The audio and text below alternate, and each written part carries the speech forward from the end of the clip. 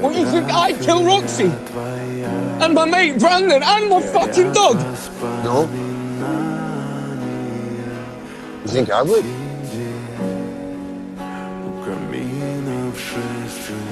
This thing acts. Clearly this arm can be remotely controlled. I'm only alive because my address wasn't on a database with the agents.